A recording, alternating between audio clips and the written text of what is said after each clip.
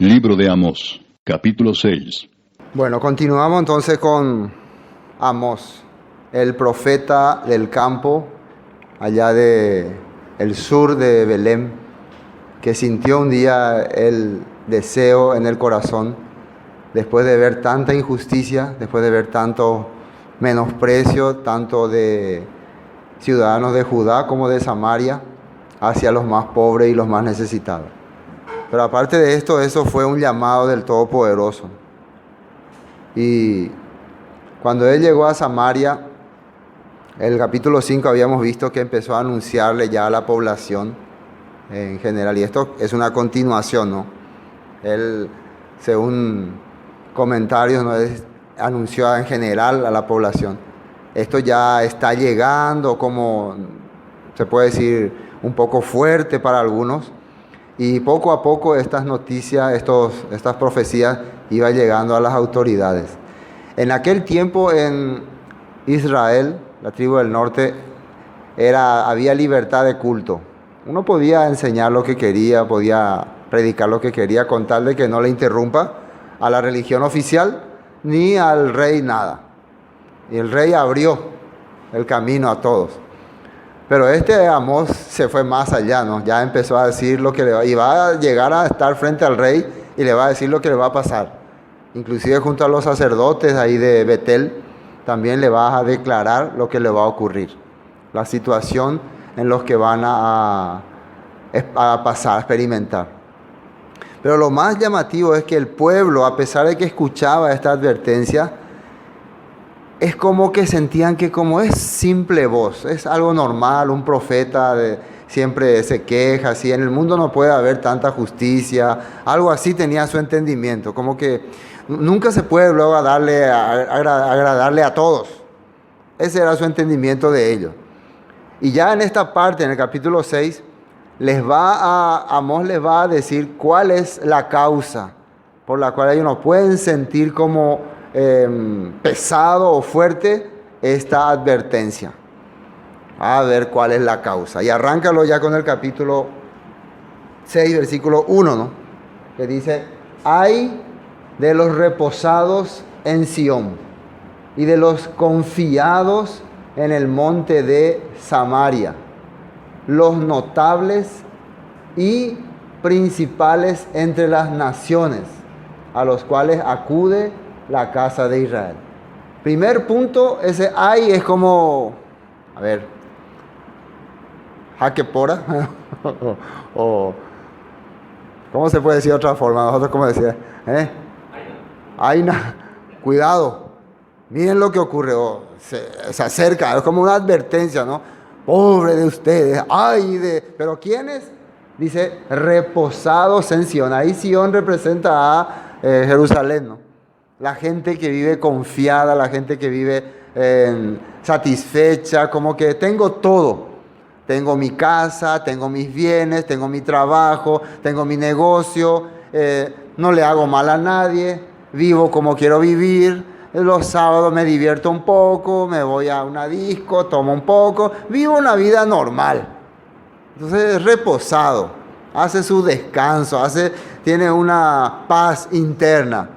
Pobre de esta gente, está diciendo, jaque pora, jaque pe. Y también de los confiados en el monte de Samaria. Esto ya está advirtiendo a los de la tribu del norte, que se sentían súper, ultra, archi, mega seguros por la calidad de vida que llevaba. Para aquel tiempo, Samaria había progresado bastante. Inclusive hay personas que comentan que en la época de Jeroboam II llegó un esplendor tan grande de las tribus del norte que hasta le superó a la época de Salomón. Así hay algunos que comentan. Palacios impresionantes, riqueza, abundancia. Sobraba el dinero y la comodidad. Entonces, como para que no se sientan ellos como que necesitan algo. Claro, a la par había el pueblo pobre, el pueblo esclavizado, el pueblo que sufría, que sí estaba pagando las consecuencias, ¿no? Pero los hombres poderosos vivían bien. Veamos una versión un poco diferente ahí en datos. Dice, traducción lenguaje actual. Destrucción de Israel. Amós continuó diciendo, esta es la continuación de la charla del capítulo 5, ¿no? Continúa dándole palo, ¿no? ¿Qué mal les va a ir? Ahí está una forma de decir ese ahí. ¿Qué mal les va a ir a ustedes, los que viven cómodos en Jerusalén? Cuando vos le preguntaba a una persona, ¿qué tal tu vida? ¿Cómo viví? Ah, bien cómodo, bien tranquilo, todo bien. Entonces ¿será que es feo eso? No sé, bueno, de acuerdo al contexto podemos darnos cuenta, de acuerdo a cómo usted estaba viviendo en esa época. Bueno, ¿qué mal le vaya a ustedes? Recuerden que este anuncio para Jerusalén es un anuncio a largo plazo, porque por más que la advertencia ahora directamente está cayendo sobre Samaria, sobre las tribus del norte, por lo cercano que está ya la invasión de los asirios, ¿no? Que estamos a unos, ¿cuántos años dije la pasada? Siempre estoy como 20, 25 años aproximadamente de la invasión de Asiria hacia Samaria.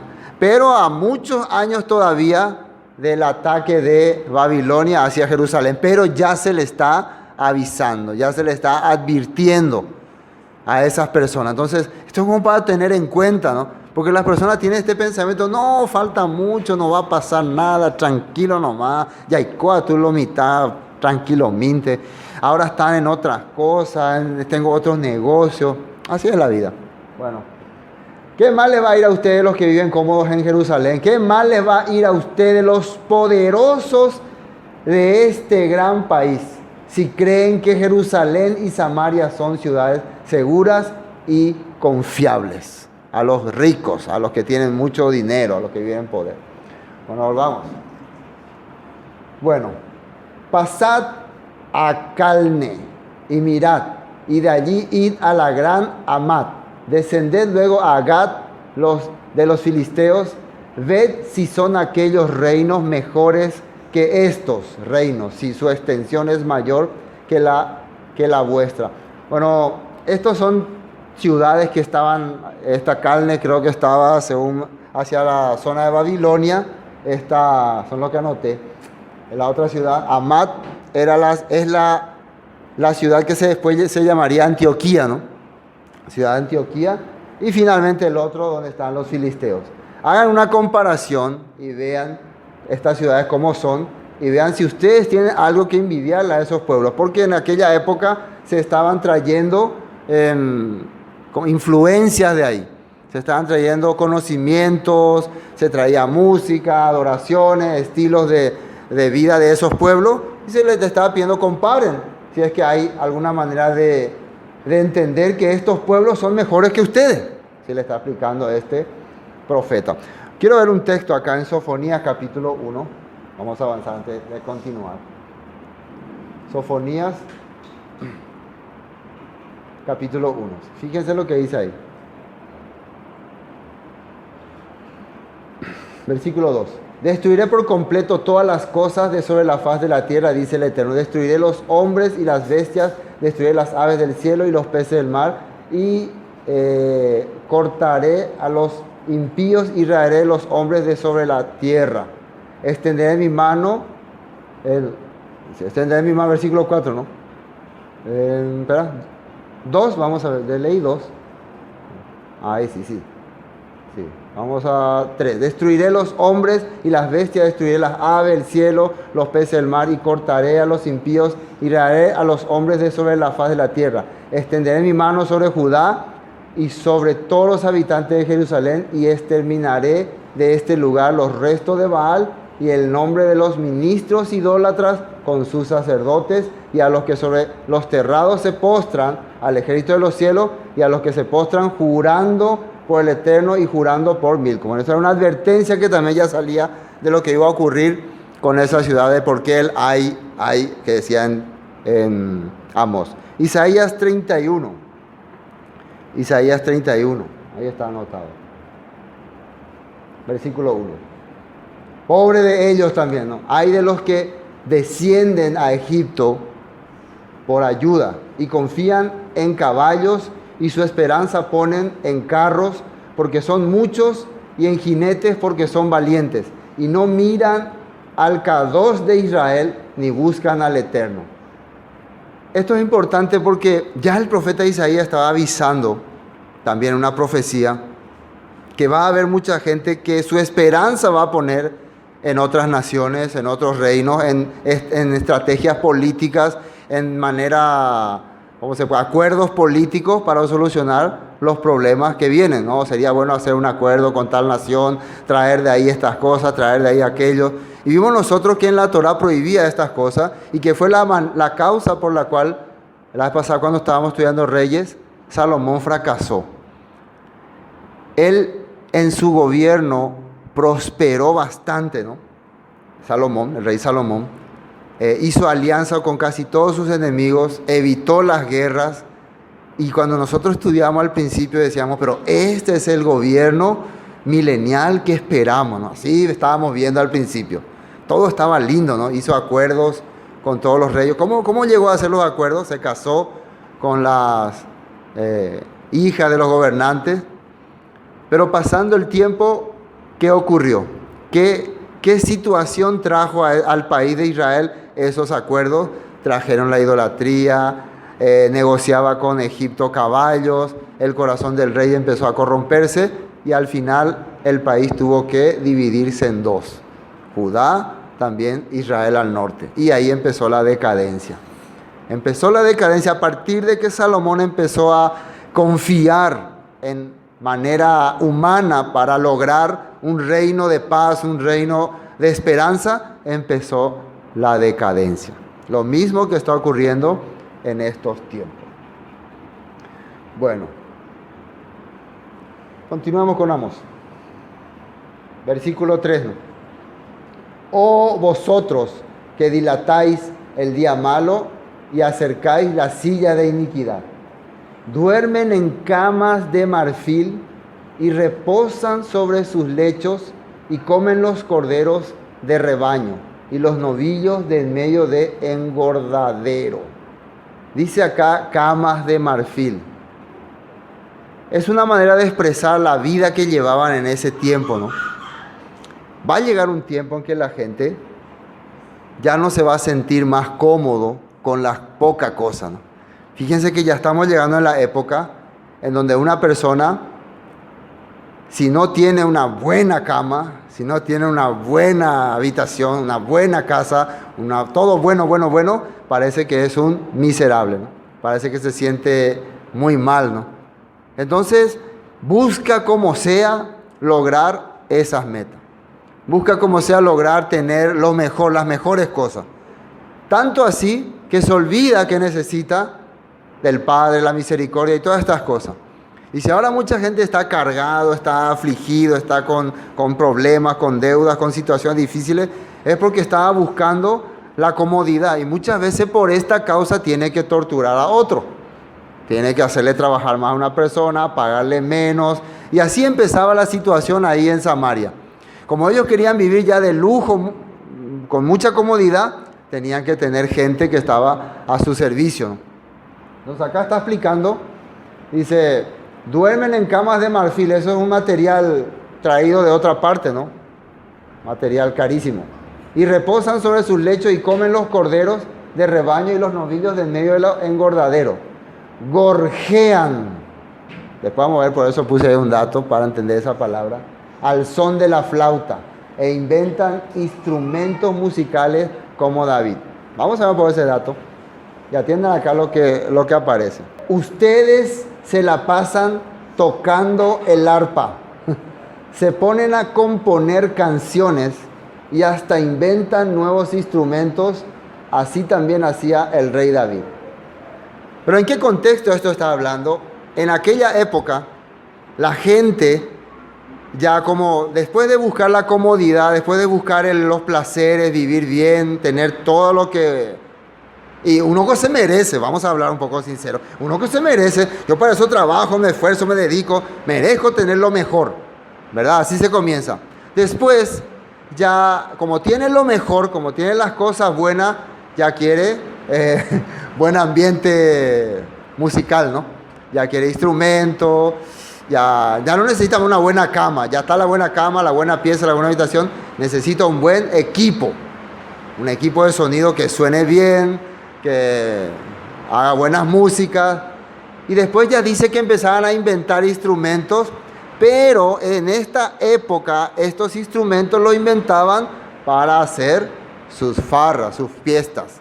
Y dice que le compara con David, porque David también logró hacer famoso por inventar muchos instrumentos. Pero ¿para quién inventaba instrumentos? ¿Para qué? ¿Para qué David hacía instrumentos y a quién le daba la alabanza y la honra? Al Todopoderoso. David componía canciones para el Todopoderoso. Pero en esa época se querían hacer los David, inventaban instrumentos, pero para hacer fiestas, para disfrutar, para darle placer a la carne, ¿no? Inclusive componían canciones, cuentan algunos, todos estos son comentarios que escuché de grandes maestros, que en aquella época muchos estilos que David había implementado para hacer alabanza al Todopoderoso se había cambiado para adorarle a los dioses, ¿no? O sea, para hacer, ¿cómo le puedo decir? Algunas canciones o alguna forma de alabanza que era para el Eterno, ellos habían cambiado para hacer sus fiestas, para hacer sus bailes y sus diversiones. Esa era la vida que estaban llevando en esa época. Y el profeta Amós le está reclamando. Entonces, cuando hoy en día vemos ese estilo de vida, de persona que se siente tranquilo, se siente cómodo, aunque está lejos de la voluntad del Padre, pero igual se siente bien. Después avanza más, empieza a querer lujos, empieza a querer vivir cómodamente, torturando y menospreciando a otras personas. Después ya empieza a querer disfrutar, vivir, bailar, gozar, así, ¿no? Entonces, vemos claramente que estamos en la época en que Amós estaba advirtiendo a esta sociedad que se viene un juicio sobre esta nación. Si eso estamos viendo en estos tiempos, entonces estamos viviendo esa época. Vamos a un versículo de Isaías, capítulo 56. 56, versículo 12. Venid, dicen, tomemos vino, embriaguémonos de sidra, y será el día de mañana como este y mucho más excelente. Ese era el pensamiento que había en esa época. Volvamos a Amós. Bueno, estamos en versículo 5, ¿no? 6. Beben vino en tazones y se ungen con los ungüentos más preciosos y no se afligen por el quebrantamiento de José. Y esa palabra tazón es como decir copa gigante, ¿no? Normalmente en aquella época se tomaba en vasos, o sea, poquito así, ¿no? Una copita, ¿no? Pero pasando el tiempo, como ya era para ya no era más para solamente un brindis o para sentar el alimento, sino era ya estaba la música, ya estaba el baile, el ambiente, prepararon ya tazones, grandes copas y hasta embriagarse. Vamos a ver el texto que dice ahí en otra versión, 6. Beben vino hasta emborracharse. Ven que hay una diferencia de beber vino, ¿no? Algunos beben vino hasta ahí y otros hasta emborracharse. Significa que el objetivo de beber el vino no es simplemente tal vez disfrutar la bebida, sentar la comida, pasar un buen momento, sino es llegar ya a un límite de descontrol. Si la persona está bebiendo con el objetivo de emborracharse, es porque alrededor hay ya generalmente ambiente descontrolado, ambiente ya que salió de la manera normal. Esa era la vivencia en la época de Amós de la sociedad de alta categoría. Fiestas, despreocupación, bebían vino hasta emborracharse y usan los más finos perfumes, pero nada les importa que el país esté en la ruina. Vivían en lujos, vivían en comodidades, pero no le interesaba la necesidad de otras personas, ni la aflicción de otra persona. Para el profeta Amós era muy triste esta situación. Y al estar hablando de esto, yo ya me imagino la cara de la gente, ¿no? gente cómo pensaría ya, ¿qué está hablando? ¿Qué le importa a nuestra vida ya? Ya está saliendo del límite. Uno diría, ¿será que hoy nosotros tenemos que hablar así también como Amós? Tenemos que salir a la calle y decir, ustedes ricos. Él era valiente, ¿no? ¿Será que haríamos como ese de KQP, ¿no? Que se fue a darle con todo. Él me manda, en la Biblia dice, no adorarás imágenes, ¿viste? ¿Será que así sería? Bueno, hay que entender que este pueblo era el pueblo de Israel, era el pueblo que salió de Egipto.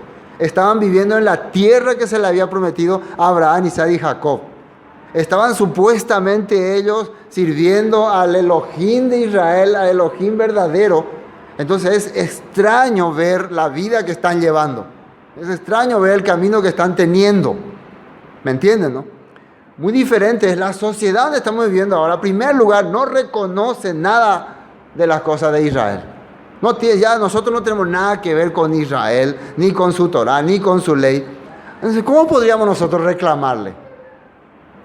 Por eso, pero si encontramos al pueblo que está entendiendo o está llegando a captar que son parte del Elohim de Israel, de su pueblo, y está viviendo de esta manera, entonces sí cuadra darle este mensaje.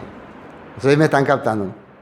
Sí, porque si este mensaje se va y le da, no sé, a los babilonios, a los griegos, no va a tener fuerza, ¿no? El aviso para las naciones al principio de Amós era para esos que se habían burlado y habían menospreciado al país de Israel. Imagínense que Dios ya hizo su juicio para las naciones vecinas por haber menospreciado a Israel, siendo que también Israel mismo estaba teniendo mucho conflicto. Pero igual, nunca el Padre sacó su bendición de ese pueblo, a pesar de su vida corrupta. Por eso hoy me sorprende cuando algunas personas dicen que aquel pueblo de Israel, de la tierra de Palestina, de allá va a ser pueblo bendecido. Miren cómo vive, tienen la comunidad gay, son así, son allá, son allá. Muchas personas tienen ese argumento, ¿no? Para decir que ahí no hay ninguna bendición. Pero no es así, porque siempre el pueblo de Israel, el pueblo de Elohim, ha sido rebelde. Siempre, ¿no?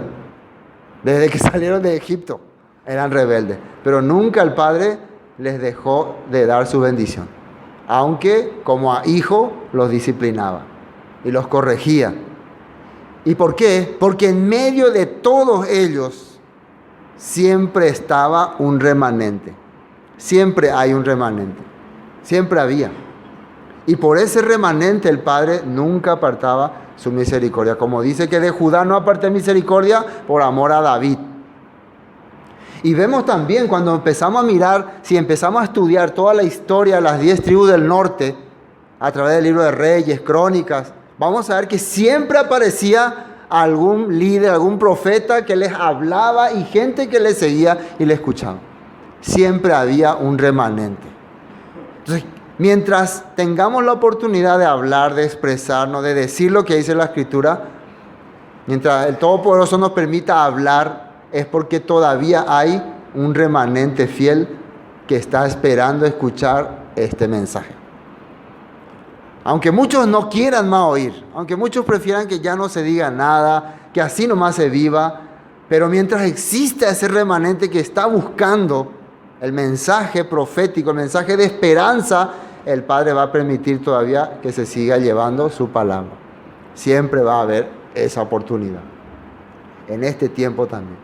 Entre tantas personas, el Todopoderoso decidió elegir un remanente que empiece a restaurarse sobre las cosas mundanas y paganas. Que empiece a salir de los caminos corrompidos en los cuales muchos años hemos vivido. Empezó a buscar. Y ahora en medio de ese grupo que está saliendo, le está hablando. Porque se viene un juicio para las naciones primeramente y para ese pueblo también. ¿Me captan, no? Bueno. Beben vino en tazones. No es el problema acá beber el vino, que conste eso en el acta. El problema es beberlo hasta perder el control. Hasta perder todo el sentido, ¿no? Y cuando vos perdés el sentido, ya hace cosa incorrecta. Y se ungen con ungüentos más preciosos y no les interesa, no les importa cómo está el mundo. No me importa a mí qué le pasa a fulano, qué pasa allá.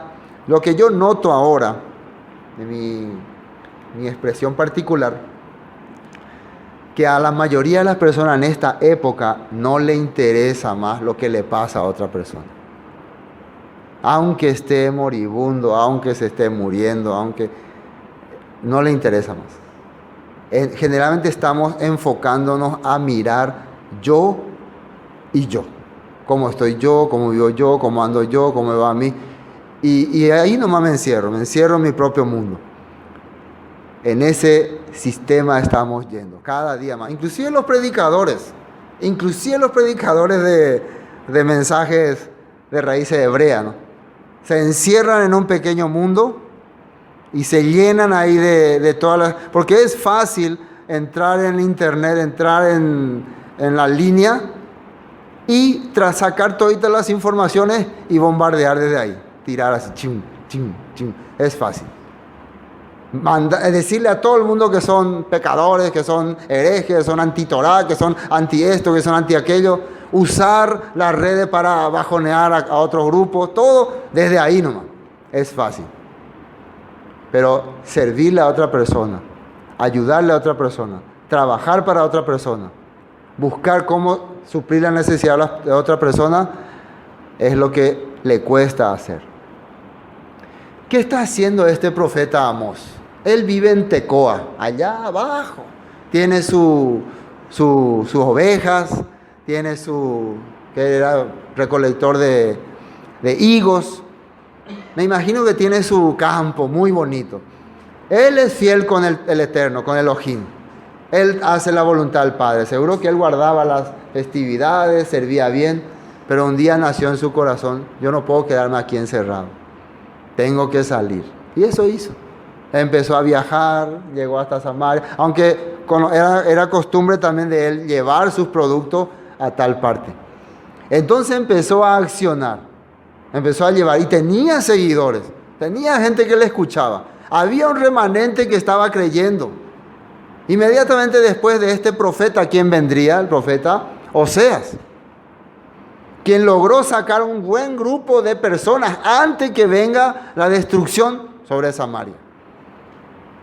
Tal vez la base de este profeta habrá sido Amós. Logró convencer, aunque la vida de Oseas haya sido muy terrible.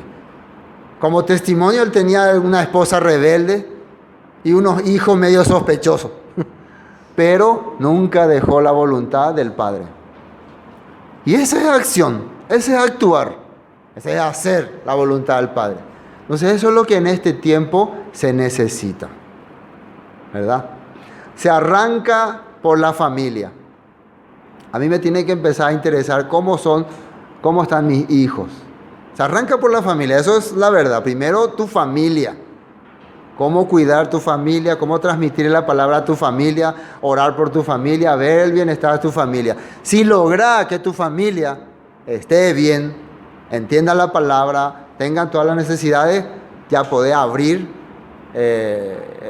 la frontera, se puede decir, puede abrir las bendiciones, puede llegar a otra persona, puede extenderse más.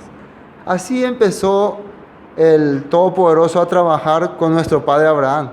Primero Abraham, su esposa, sus hijos, no tenía todavía sus hijos, sus criados, él tenía criados. Yo me imagino que él adoptaba personas, tenía sus siervos. Empezó una familia, era una familia.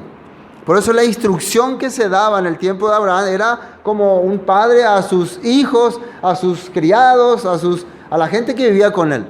Así vivió también Isaac. Así vivió también Jacob. Después Jacob ya empezó a extender su familia, a agrandar, ¿no? Ya tenía 12 hijos, sus 12 hijos se casaron, tenía entonces ya 12 nueras, entonces tenía ya 12 yernos. Empezó a extenderse hasta que tuvieron que ir a Egipto. ¿Y ahí qué pasó? La familia ya creció, se hizo gran nación. Así tiene que crecer el pueblo del Todopoderoso. Así comienza la bendición. Esa es la ajaba, ese es el amor. Yeshua empezó con sus discípulos, los instruyó, les explicó, les enseñó cómo servir y después se extendía. Llegaban a una casa, a una familia, a una comunidad, ahí entre 2, 3 personas, se hablaba el mensaje, lo que el profeta dijo, lo que la Torá dice, y eso llegaba y se extendía. Y el apóstol Pablo viajaba acá, viajaba allá, porque él sintió ese deseo. Y otras personas utilizaban su casa, otros daban sus bienes que podían dar, porque querían dar, nadie lo obligaba a dar.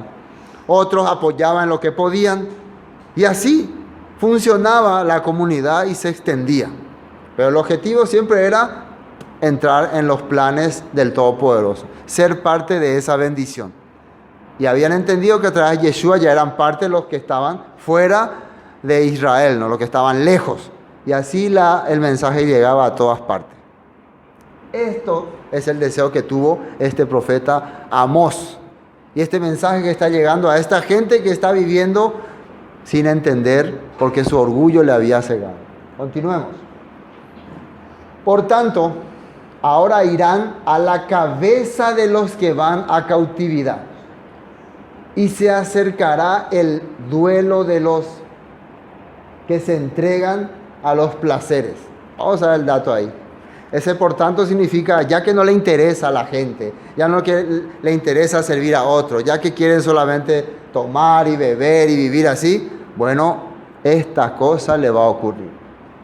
Por eso voy a poner fin a sus falsas fiestas religiosas. Me gustó esta versión. Falsas fiestas religiosas. Lo que abunda en estos tiempos. No, esta fiesta en honor a tal cosa, ¿no? En honor a tal cosa, tal cosa, tal cosa.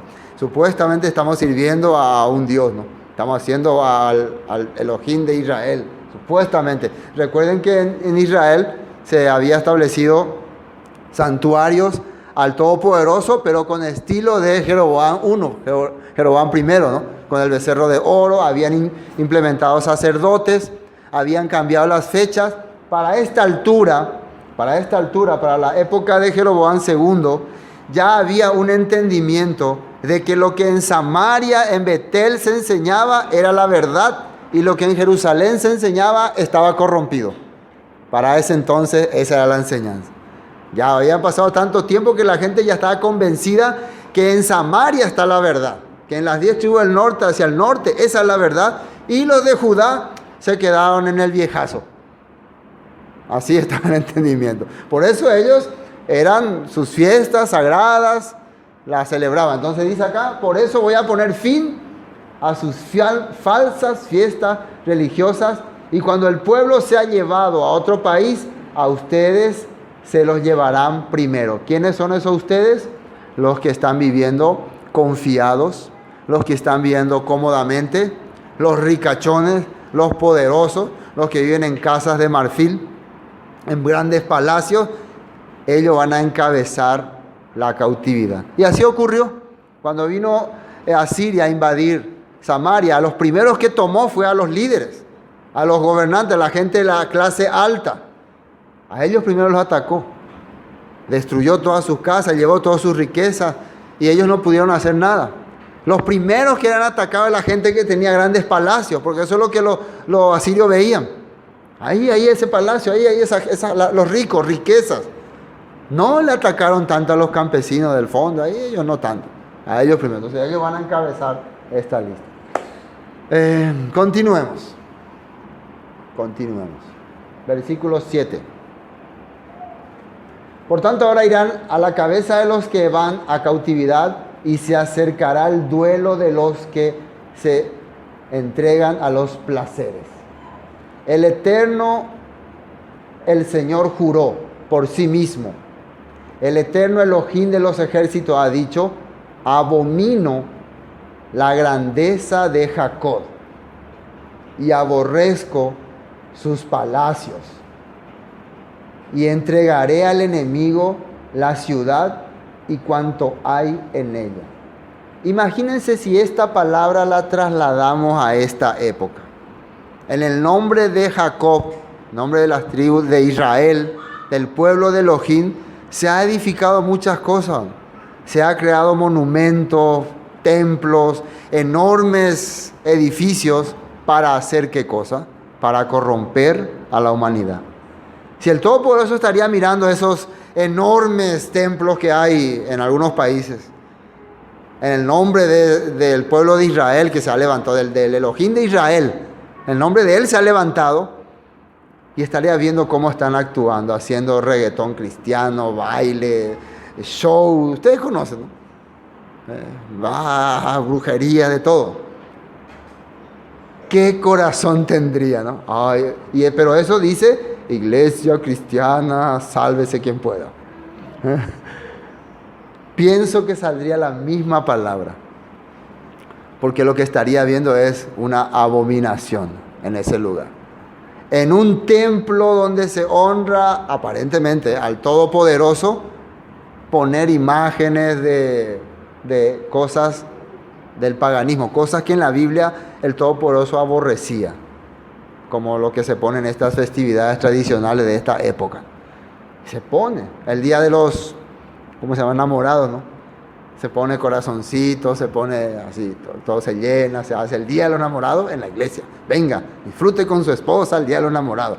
Y cuando uno investiga de dónde salió esa fecha, en homenaje a quién, para quién, por quién, entonces tendría esa misma expresión: aborrezco sus templos, aborrezco sus edificios. Así mismo también hablaría.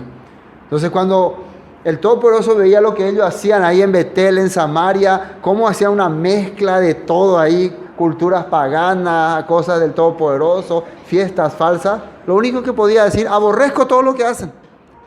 Pero para ellos, para la gente de Samaria, esto era la verdad. Jerusalén estaba equivocado. Samaria, Betel, ellos tenían la verdad. Bueno, ahora veamos lo que dice en Deuteronomio, porque esta parte, volvemos un poco más arriba, versículo 7. Esta parte dice: por tanto, significa que hay algo ya establecido. Esto va a ocurrir porque ya había algo decretado. Si ustedes vivirían de esta manera, estas cosas le ocurrirían. Ya esto estaba decretado. No es que el padre de repente, como no hicieron lo que no me gusta, me voy a vengar de ustedes, malditos israelitas, lo voy a aniquilar. No, esto ya se estableció en un decreto, en una ley que se le había dado al pueblo y que ellos habían jurado vivir y cumplir. Y no lo habían hecho, entonces la ley tenía que hacerse. Vamos a ver lo que dice Deuteronomio 28. Deuteronomio 28, versículo 15. Fíjense lo que dice acá. Bien claro. Pero acontecerá, si no oyeres la voz del Eterno tu Elohim. Si no oyeres la voz del Eterno tu Elohim. ¿Qué dice ahí? Para procurar. Acontecerá que si no oyeres la voz del Todopoderoso, de tu Elohim, para procurar.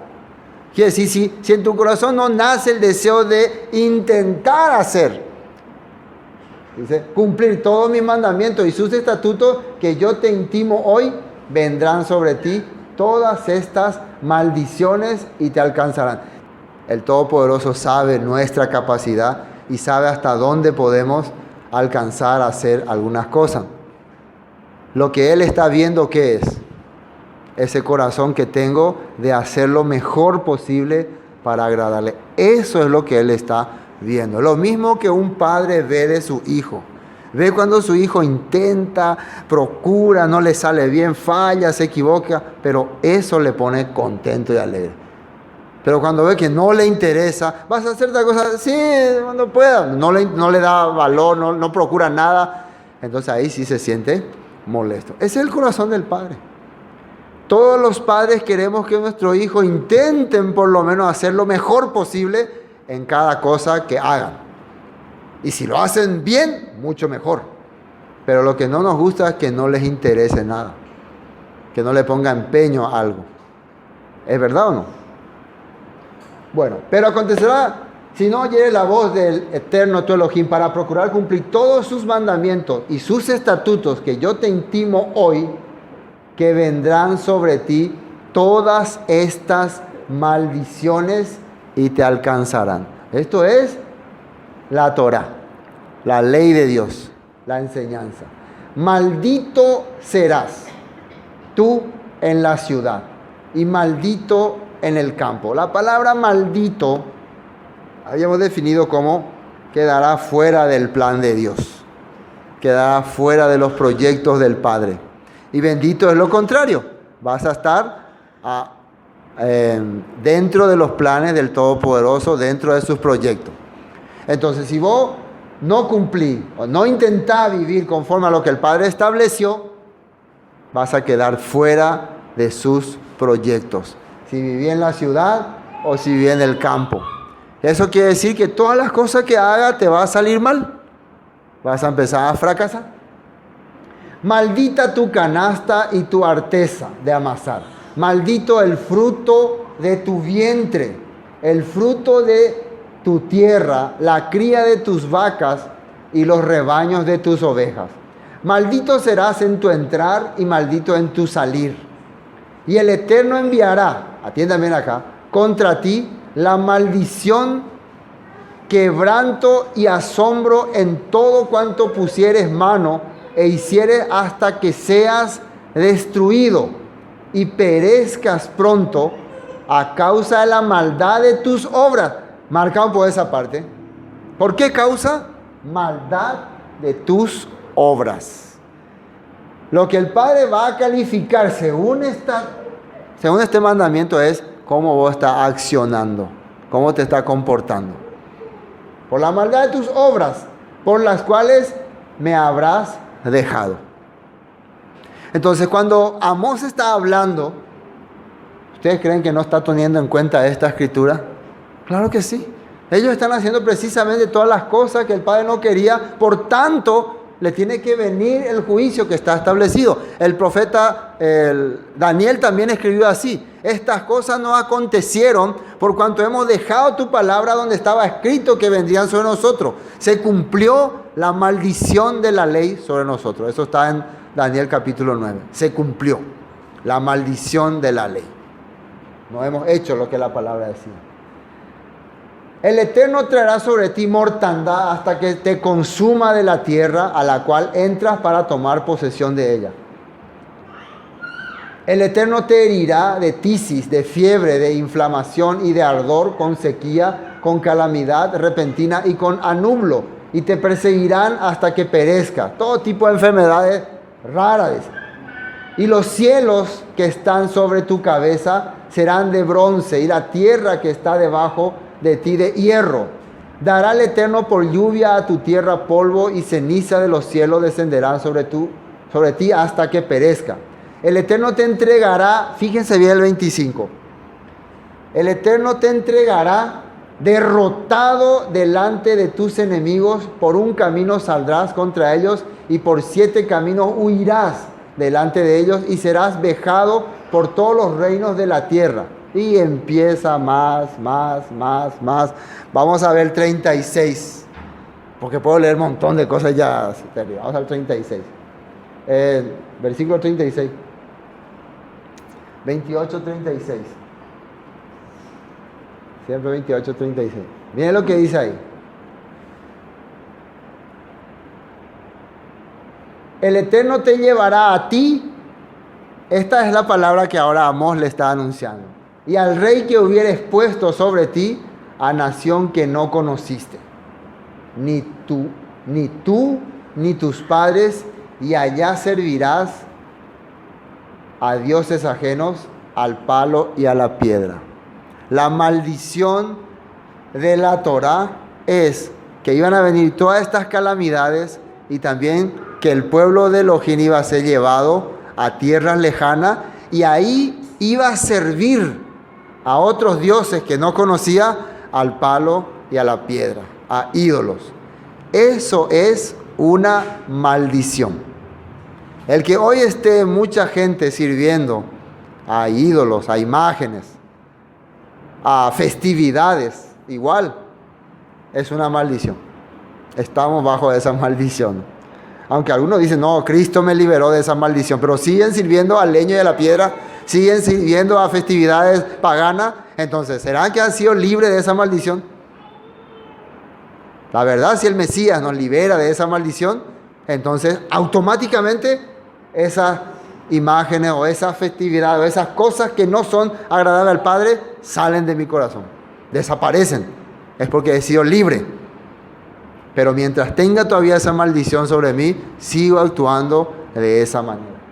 Entonces el Eterno te llevará a ti, al rey que hubieres puesto sobre ti, a nación que no conociste, ni tú ni tus padres, y allá servirás a dioses ajenos, al palo de la piedra. Esto es profecía. Ellos todavía ni siquiera están en la tierra prometida y ya les está hablando lo que iba a ocurrir.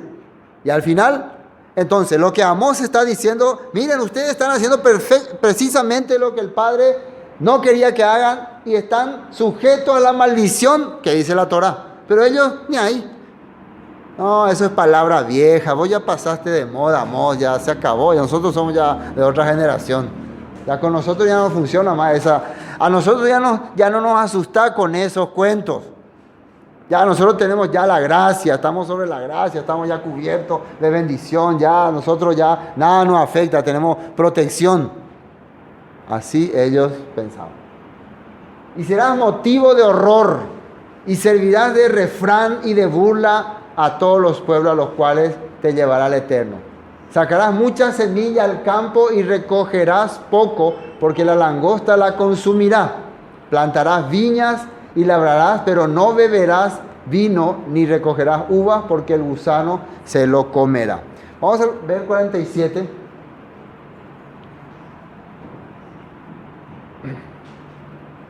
Por cuanto no serviste al Eterno tu Elohim con alegría y con gozo de corazón por la abundancia de todas las cosas. Servirás por tanto a tus enemigos que enviaré el Eterno contra ti, con hambre y con sed y con desnudez y con falta de todas las cosas, y Él pondrá yugo de hierro sobre tu cuello hasta destruirte. El Eterno traerá contra ti una nación de lejos. Fíjense el 49. El Eterno traerá contra ti una nación de lejos, del extremo de la tierra, que vuele como águila, nación cuya lengua no entiendas. Gente fiera de rostro que no tendrá respeto al anciano ni perdonará al niño. Vemos entonces que la Torá advertía todas estas cosas, ¿no? Entonces Amós no era un hablador, no era alguien que de repente se le ocurrió algo y se fue a decir.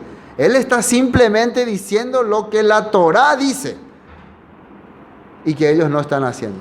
Ellos se las pasan adorando imágenes, adorando toda clase de deidades, mezclando ahí con las cosas del Padre, y peor, diciendo que están bien, que no necesitan consejo de nadie. Bueno, volvamos a Amós. La parte final. Bueno, entonces ahí solamente para entender ese por tanto. ¿Por qué ese por tanto? Porque no hicieron mi voluntad, todas estas cosas vendrán sobre ustedes. Versículo 8, el Eterno, el Señor, juró por sí mismo, el Eterno, el Elohim de los ejércitos, ha dicho: abomino la grandeza de Jacob y aborrezco sus palacios, y entregaré al enemigo la ciudad y cuanto hay en ella. Y acontecerá que si 10 hombres quedaren en una casa, morirán. Y un pariente tomará a cada uno y lo quemará para sacar los huesos de la casa.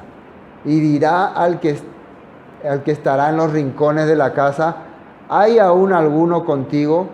Y dirá: no. Y dirá aquel: calla, porque no podemos mencionar el nombre del Eterno. Bueno, la manera en que va a haber esta tragedia, ¿no?, ahí en el pueblo de Israel va a ser tanto que en una familia grande casi todos van a ser muertos, y aunque no es permitido, creo, en la cultura hebrea quemarle a una persona, pero como no había caso, porque si no hay tiempo más de sepultar, si no hay tiempo, porque los cuerpos se descomponen rápido, entonces van a tener que ser quemados, entonces van a tener que buscar cómo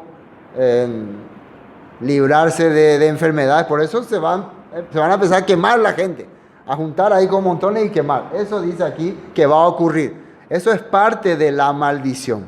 Es parte de la maldición. Y acá menciona también que hasta el nombre porque no podemos mencionar el nombre del Eterno. Hasta ese problema va a haber en esa situación. No sé si estamos en una situación similar, ¿no? Porque hoy en día queremos pronunciar el nombre del Todopoderoso. Hashem. No. Jehová. No. Yahweh. No. Jehová. No. ¿Otro? Yahvé. No. Adonai, no. Los nombres que por ejemplo, escuché así, ¿no? Esto comentario aparte. Escuché que una persona dijo: hermanos, hoy quiero decirles la verdad. Recibí una revelación del Todopoderoso de cuál es el nombre real de nuestro Elohim. Es Jehová. Yo recibí una revelación. Después de recibir, estoy hablando lo que escuché el comentario, ¿no? Que conste eso, ¿no? Después de recibir esta revelación, yo analicé la escritura, hice mis investigaciones, fui acá, fui allá, fui al contexto hebreo, al contexto aquí, al contexto acá, y me di cuenta, ese es el nombre del Eterno, Jehová.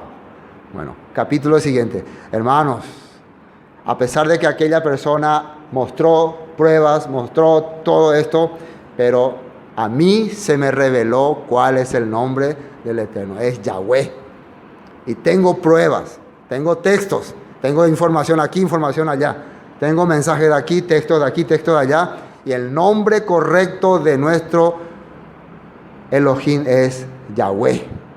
Y a partir de ahora todos tenemos que llamarle Yahweh. Y el que dijo Jehová, no, a él fuera, él está equivocado. Entonces ya se crearon dos bandos. Y después aparece Yahvé. Y después ya aparece Jehová, ¿no?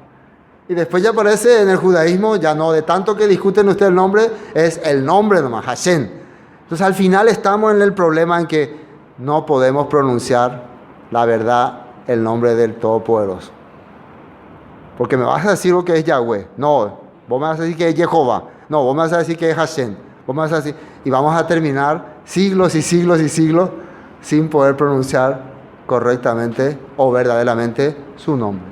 En eso estamos actualmente.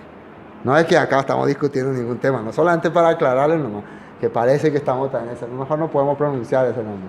Es parte de esa maldición.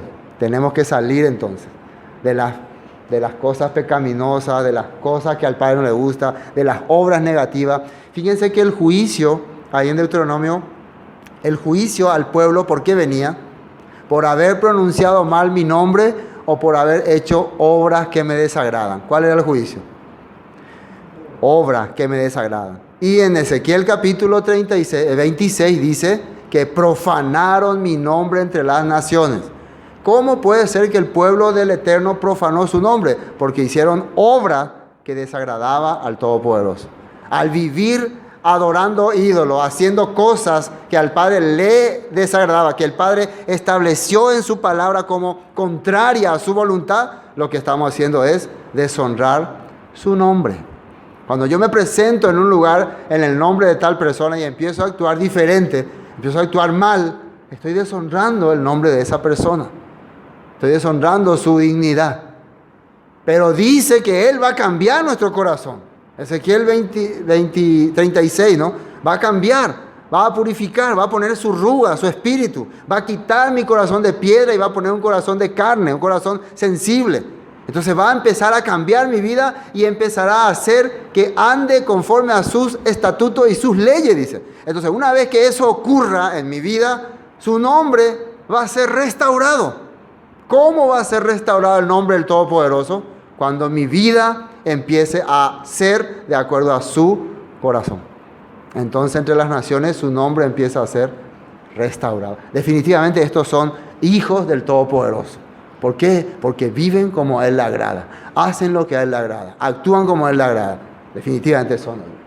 Porque aquí el Eterno mandará y herirá con hendiduras la casa mayor y la casa menor con aberturas. Correrán los caballos por las peñas, ararán en ellas con bueyes. ¿Por qué habéis vosotros convertido el juicio en veneno y el fruto de justicia en algo amargo, en ajenjo? Y esto es porque ellos empezaron a todo lo que era correcto a cambiarlo, ¿no? Todo lo que era justo ellos lo cambiaron por cosas amargas. Vosotros que os alegráis en nada, que decís, ¿no hemos adquirido poder con nuestra fuerza? Pues he aquí, oh casa de Israel. Bueno, después que ellos dicen, nosotros tenemos fuerza. Hoy en día, ¿cuál es el carácter de muchas denominaciones, congregaciones o grupos, o como quieran llamarle? Es que se jactan de tanta actividad que han hecho, de tanto poder que han ¿cómo se dice?, derrochado, y todos los logros que han conseguido engañando o capturando los cerebros de mucha gente. Entonces, al atrapar cerebro de mucha gente, ha logrado que esas personas se hayan convertido en sus esclavos, en sus siervos, y le han hecho crear un imperio, un reino grande. Y por eso muchos grupos denominacionales se sienten poderosos. Mira, ustedes tienen canales, ustedes tienen radios, ustedes tienen prensa cristiana, tienen cobertura con las demás congregaciones, tienen asambleas allá, asambleas acá. Muéstrenos qué tienen. Y nosotros no tenemos, apenas lo estamos ubicados aquí, no sabemos ni hasta cuándo. La verdad no tenemos nada. Lo máximo que tenemos es la promesa del Padre que un día nos llevará al reino que va a establecer Yeshua. Tenemos una promesa. Amén. Eso es lo que tenemos.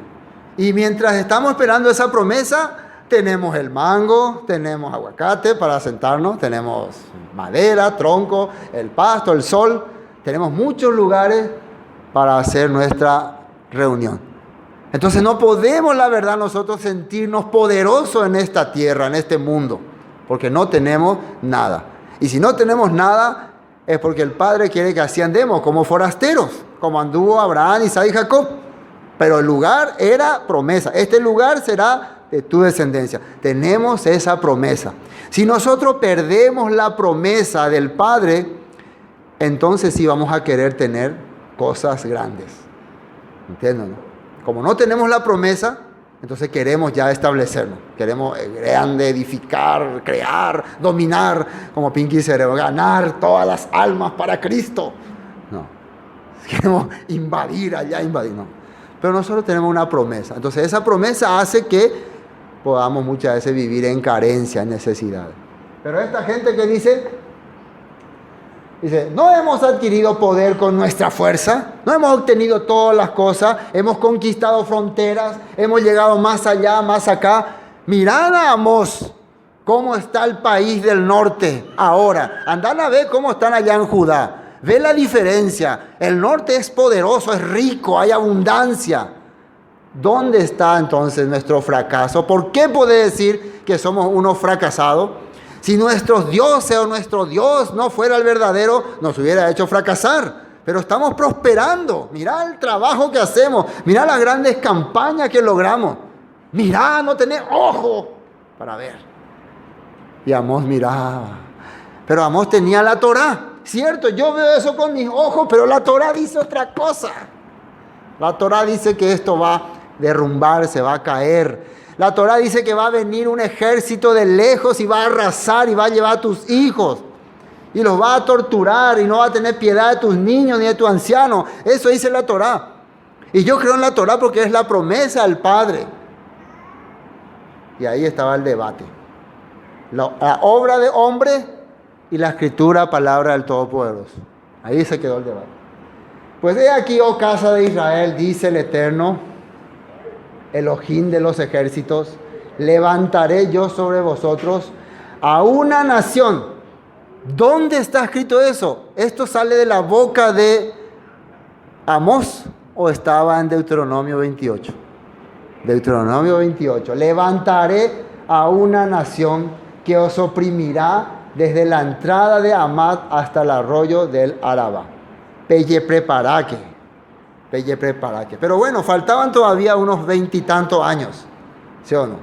Pero si el Padre venía y traía este aviso ya ahora, es porque amaba a su pueblo. Hermanos, el Todopoderoso no quiere ver sufrir a su gente, a su pueblo. Al contrario, lo quiere ver prosperar. Cuando envía un profeta, cuando envía un mensajero, es porque su objetivo es que este pueblo avance y prospere, no que fracase. Si el Todopoderoso nos está hablando a través de este profeta, es porque en este tiempo también está viendo ese mismo corazón que había en esa época. Eso se está viendo en este tiempo. Por eso, si no, esto ya no existiría más. Este libro ya se hubiera desaparecido. Ya el mismo Padre hubiera permitido que desaparezca. ¿Por qué existe todavía? ¿Por qué está todavía? Porque están llegando realmente los tiempos que se van a cumplir estos juicios. Y el libro de Amós tiene más. El capítulo 7 habla de 3 visiones. El capítulo 8 habla de un canastillo de fruta, de una plomada, de juicio de plomada. Y también habla juicio indubitable, sí o sí va a venir. Y finalmente la restauración futura de Israel. Quiere decir que ustedes van a tener que perecer, van a tener que morir, para que en el futuro, acá está diciendo, yo estoy dando un adelanto, un spoiler, en el futuro sean restaurados. ¿Entienden?